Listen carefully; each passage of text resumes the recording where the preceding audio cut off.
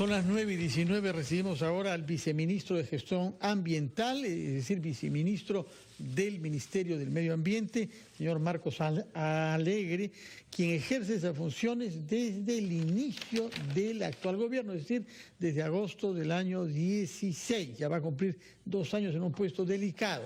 Es un puesto delicado porque se expone a los conflictos socioambientales que pululan demasiado en nuestro país y sobre todo que tienen que ver con los proyectos petroleros y mineros.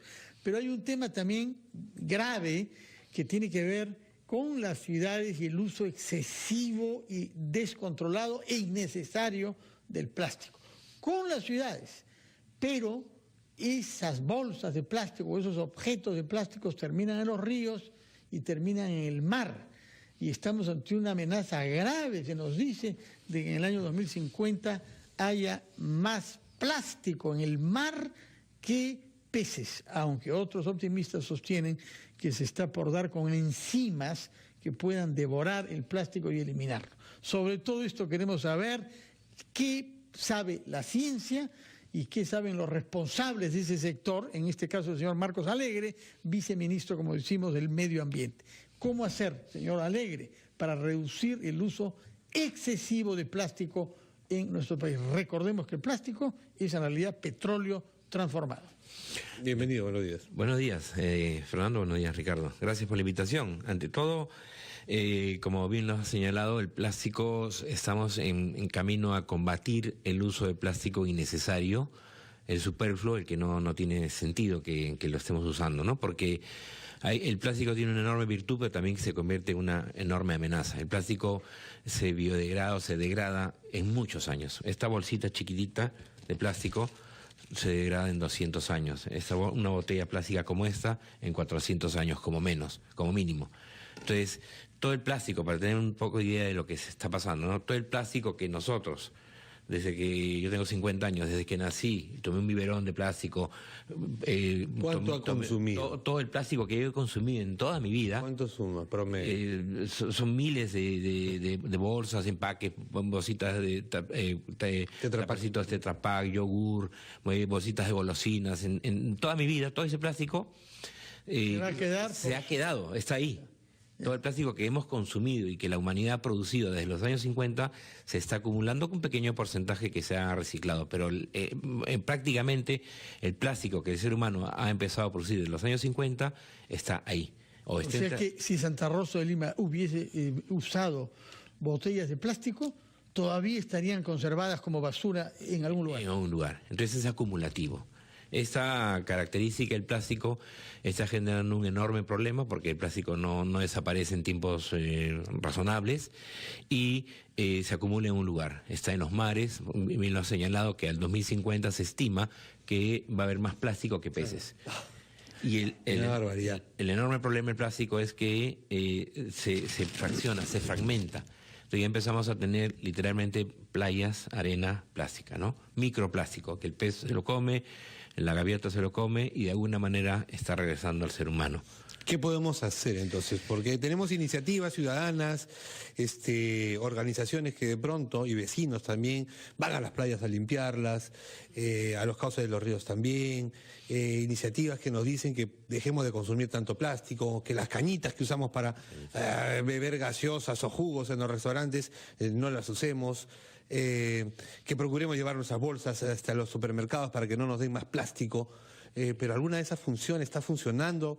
¿Se ha institucionalizado alguna de ellas?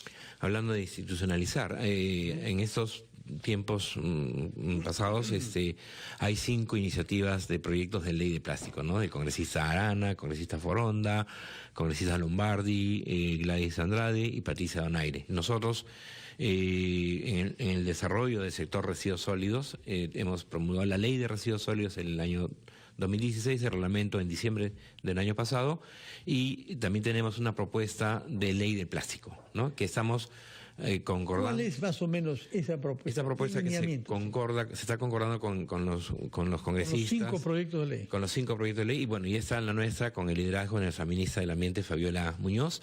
Tiene 4 ejes, ¿no? Uno, el primero, prohibir Así, literalmente prohibir el uso de bolsas que no tiene sentido usar, como esa, chiquitita. Uno va a la farmacia, se compra una pastilla, la ponen acá, se toma la pastilla y automáticamente va al tacho de basura. Claro.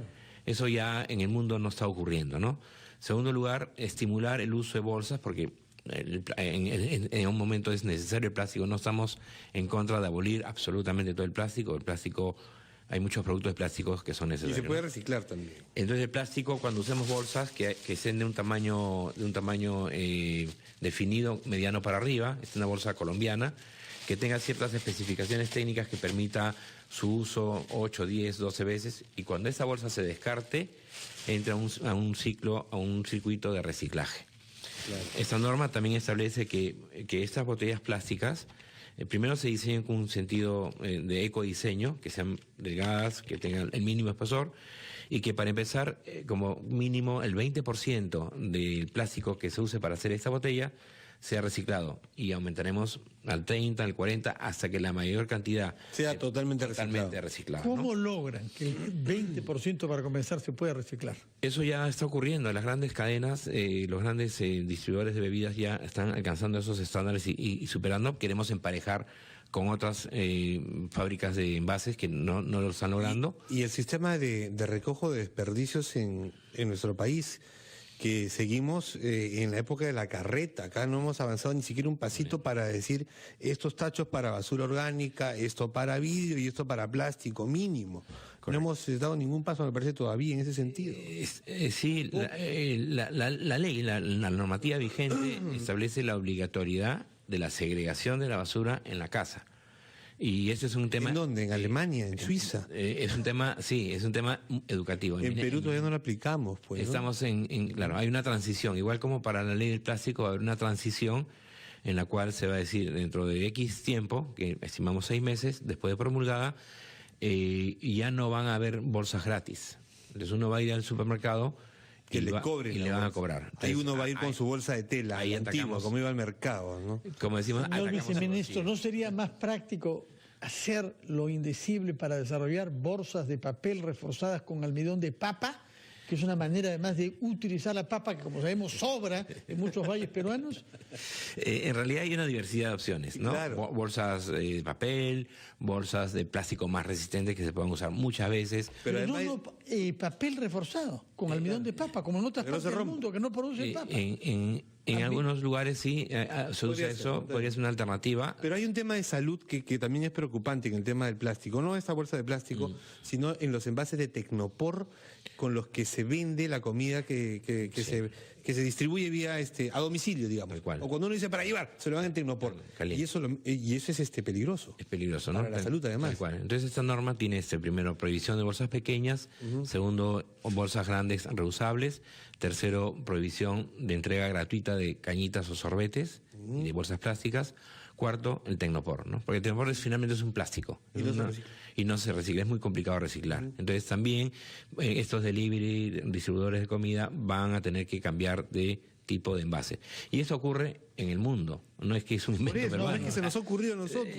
Los colombianos ya tienen una ley de plástico, estas bolsas son colombianas, ¿no?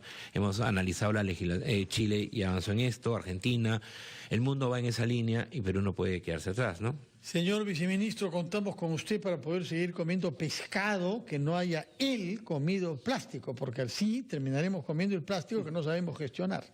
Sí, de hecho, la idea es que este movimiento, porque el océano es un patrimonio de la humanidad, ¿no? Un patrimonio ecológico.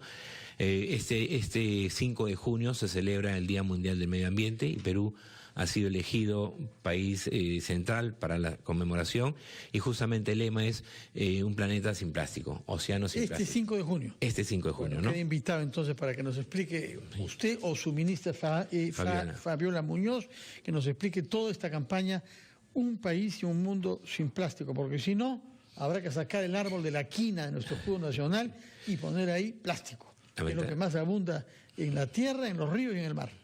Sí, y es cierto que esto es una tarea, Perú Natural, Perú Limpio es una tarea de todos, ¿no? Desde los municipios, las personas, los barrios, las autoridades centrales y también los gobiernos regionales. Muchas gracias, señor viceministro Marcos Alegre, responsable de la gestión ambiental en el Ministerio del Medio Ambiente. Que tenga usted buenos días, 9:28, titulares, y regresamos a Ampliación de Noticias.